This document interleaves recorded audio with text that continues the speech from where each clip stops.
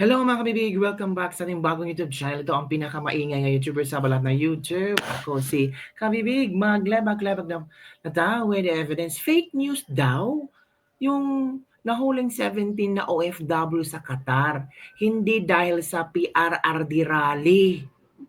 Yan ang isinigaw ng isang OFW na kung saan alam niya kung ano talaga ang totoong nangyari mga kabibig. Pinalalabas lang talaga na dahil sa rally ni PRRD. Pero hindi pala. O ito kabibigha, i-share ko sa inyo ang kanyang testament, ang kanyang pag-share sa mga nangyayari para alam din natin, hindi lang one-sided na istorya ang ating malalaman. Galing ito kay Romeo Junior Villegas. So hanapin nyo lang sa Facebook ang pangalang Romeo Junior Villegas. Yan po mga kabibig, Yan. Meron siyang 10,000 followers. Si Romeo Junior Villegas. So, babasahin ko kabibig, palakihan natin ha. Babasahin ko ang istorya ni Romeo Junior Villegas tungkol sa 17 OFW na nakulong, dinampot at nakulong sa Qatar dahil daw di umano sa PRRD. Ito na. Pawang katotohanan lang. Disregard kung pro or anti-Duterte tayo. Pero nais ko lang linawin ang mga kumakalat na fake news. Andun ako mismo sa venue, Sea Line Private Beach Resort, nung nangyari ang paghuli sa mga sinasabing mga nadampot na mga Filipino. Kaya kung may mga hindi dapat paniwalaan, yung mga taong wala naman talaga sa venue or hindi nakita ang tunay na pangyayari. Ito yung mga sumusunod na fake information. Ako po, fake pala yung mga nilabas na impormasyon. Daw di umano. Sabi ni Romeo Junior Villegas kasi nandun siya. Nandun siya sa venue nung dinampot ang mga Pilipino. Ito daw yung mga pinapalabas na fake news. Una, March 27, nangyari ang panguhuli at hindi March 28. Kasi ang birthday celebration na Tatay Digong is March 28. Pero ang panghuhuli pala ng mga Filipino na ito ay March 27. Pangalawa, walang rally o political demonstration na ginawa o naganap. Normal night swimming, picnic at family gathering lang ang ginawa. Nabasa nyo naman dyan, di ba? Normal picnic ang nangyari pala mga kabibig. Sige, hanapin natin kung talagang totoo itong si Romeo Junior Villegas. Ito si Romeo Junior Villegas at ito ang kaniyang post. Di ba? Pawang katotohanan lamang. So, punta natin yung next ko. Okay. Walang rally o political demonstration na ginawa o naganap. Normal night swimming, picnic at family gathering lang ang ginawa. Kaya nga maraming mga bata rin nakasama ng mga magulang.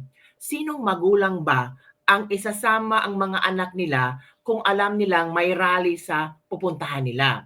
So kung may inimbitahan man sa presento na approximately 17 to 20 na katao, out or more or less 150 estimated na mga Pilipinong pumunta doon sa resort ay dahil sa nakita silang naka-DDS shirts, magkakahiwalay, which is normal naman sa mga humahanga sa former president. Pangatlo, yung mga kumakalat na mga photos about bring him back PRRD, old photos po iyon na mga nakunan 2 weeks before itong nasabing paghuhuli and not during the said event. Pang-apat. And lastly, hindi totoong humihingi ng tulong kay PBBM itong mga nadampot. Kasi una, nakakulong sila at wala silang hawak ng mga cellphone. No chance for outside communication. At pangalawa, DDS diehard ang mga yon. Ba't hihingi ng tulong sa taong against nga sila? Ngayon pa man, ako ay naniniwala na hindi nagkulang ang Philippine Embassy dito sa Qatar para magpaalala sa mga Pilipino kung ano ang mga ipinagbabawal. Ang tungkulin ng ating embahada na pangalagaan ang kapakanan ng ating mga kababayan sa iba't ibang bansa. So tigilan na po natin ang pagkakalat ng mga fake news about sa nangyari dito noong Thursday night, March 27, 2025 at around 8:30 p.m. dahil wala kayo sa aktual na pangyayari at mismong venue.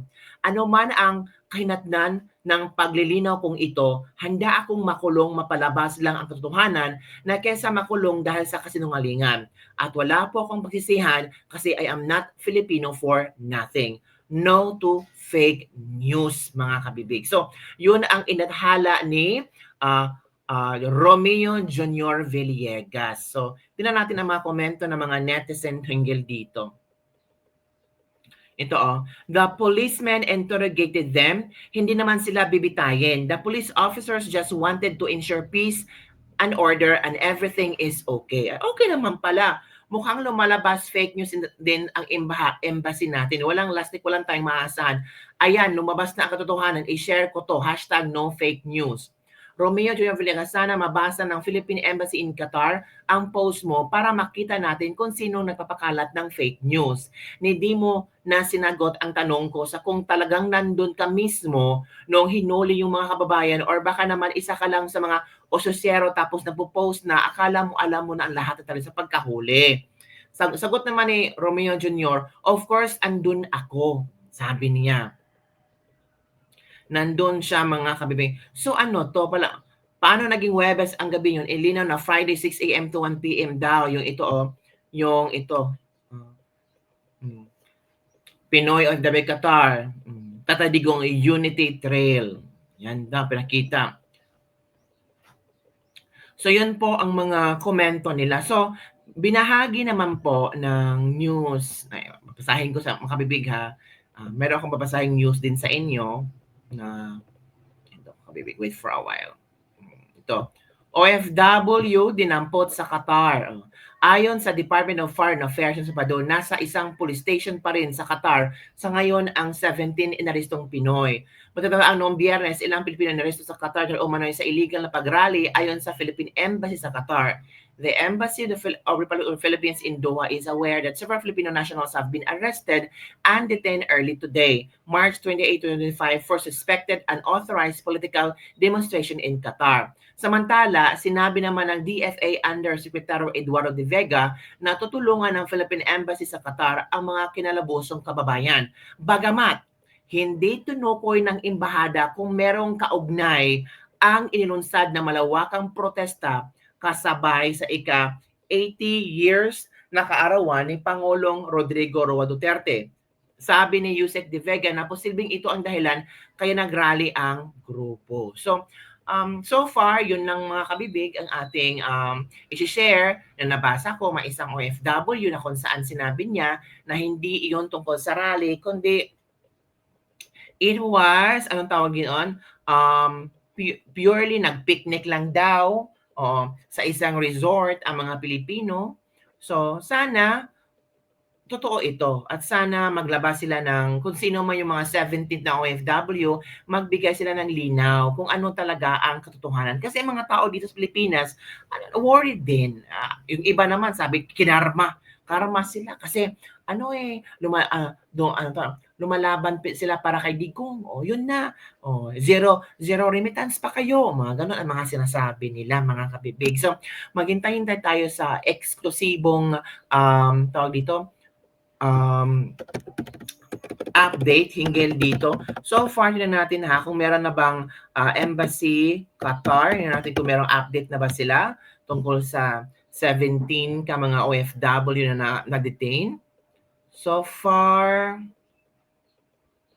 wala pa mga kabibig, wala pa naman silang na post hinggil sa reaction na iyon, mga kabibig. So maghintay-hintay tayo kung ano ba talaga ang katotohanan. Hindi natin ibig sabihin na yung sinabi ni Romeo Junior Villegas ay totoo. Kasi sabi niya nandoon siya sa venue, alam niya kung ano nangyari. Wala pa namang statement ang embassy ng Qatar, Philippine Embassy ng Qatar. Basta ang sinabi nila is sinabi nila na merong dinampot, tapos pinaalalahanan na nila ang mga Pilipino sa Doha, Qatar, na dapat maging respeto, at the same time alam kung ano ang common laws. Wala pa namang nag-vlog or na-interview na isa sa mga OFW na dinampot para malaman talaga kung ano ang katotohanan. So, depende talaga mga kabibig, either maniwala tayo kay Romeo Jr. Villegas, kung totoo ba ang kanyang mga sinasabi, kasi ang embassy sa Qatar, parang kulang pang impormasyong ibinigay nila.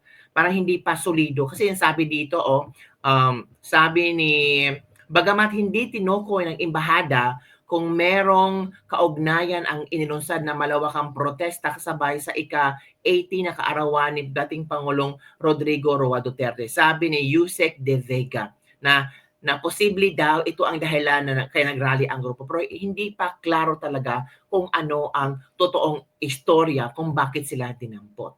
So yun lang po, kabibig ang ating Ladies Libag-Libag for the day. Don't forget to like, subscribe, and share this video. Bye everyone! See you next time.